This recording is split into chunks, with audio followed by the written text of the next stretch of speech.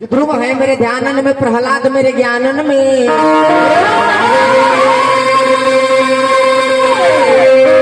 ध्रुव है मेरे ध्यानन में, प्रहलाद मेरे ज्ञानन में, राजा बलिदानन में, देवन में इंद्र है। भीष्म जी साभूतन में, भीमराज भूतन में, योगी अपभूतन में, नारद जी। तब भैरव राग रागन में,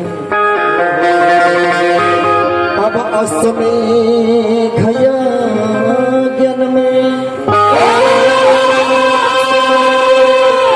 भैरव राग रागन में, सुमेघ यज्ञ में, अष्टकुल नागन में, लक्ष्मण जी फनिंद्र में। कोहे स्वामी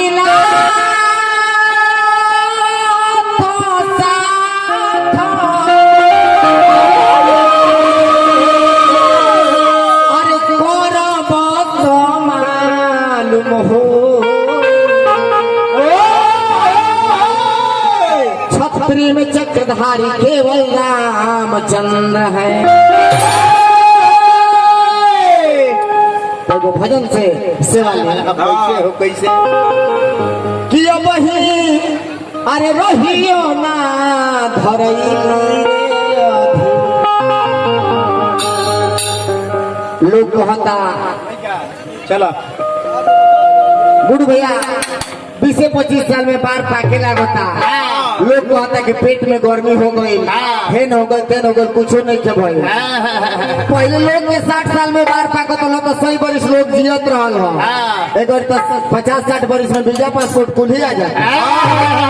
20-30 बरिस में बार पाकत तो कौन बाउर काम होगा। उनकर गुना कर इतना ना घबराई। सब लोग कहता कि तारा आधा से अधिका हेल गई, तारा राह चले लूर ना आए। कि अरे रहियो ना धरैली अरे जीने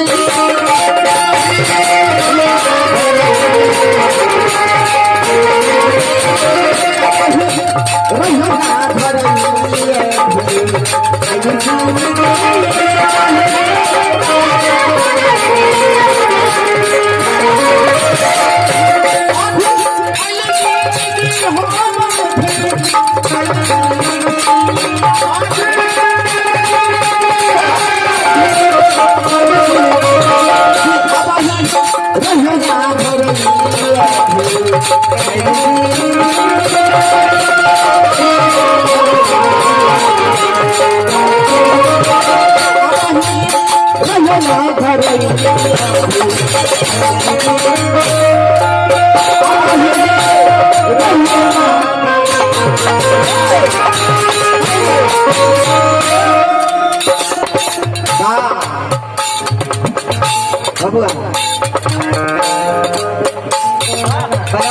धूम बजाओ टाइम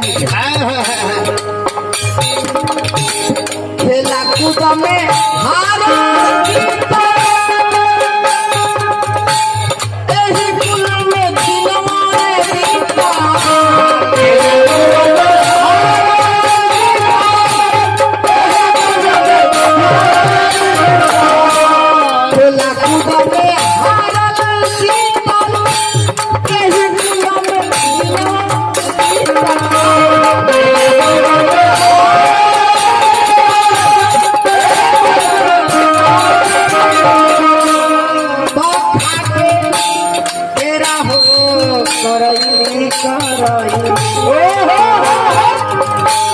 सबका लूर ना आवे भोला भैया।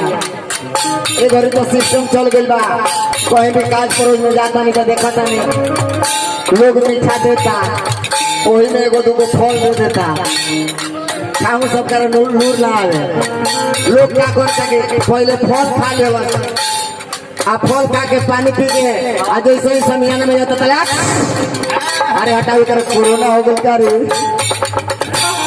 पहले मीठा खा ले, पानी पी ले, फिर फल खाई तो खा के तेरा हो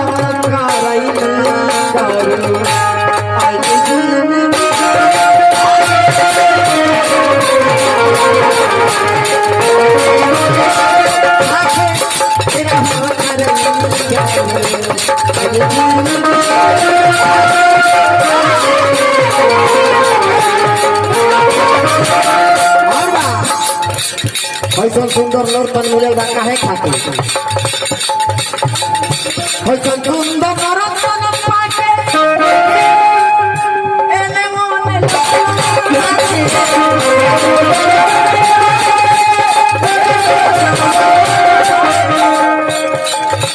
बड़े भाग मानुष तन पाला हमने के भाग्य से मनुष्य के तन मिलेगा हमने जो कर्म कैला से नहीं मिलेगा बड़े भाग्य मानुष तन पाला और एक बाद यदि हमने के कुकुर वाला काम कर जा तो कुकुर हो जाए के बाद सुंदर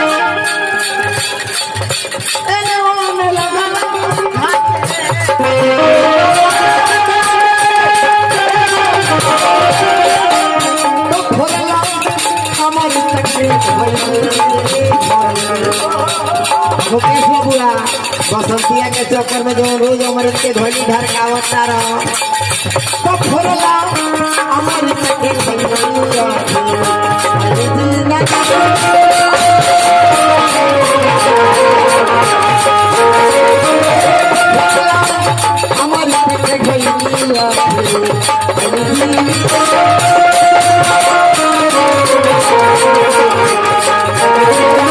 अंत में कहे के बाबा बुआ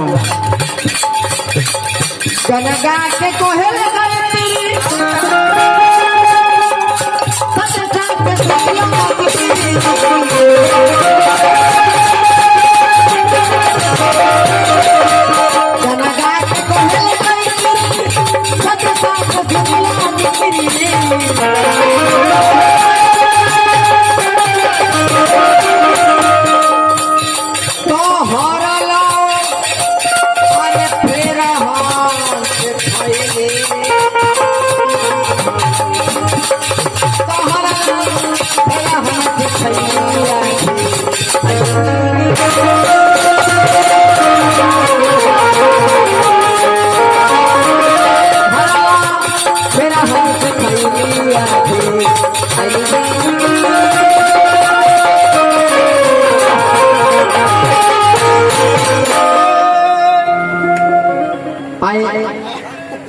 एगो छोटी मोटी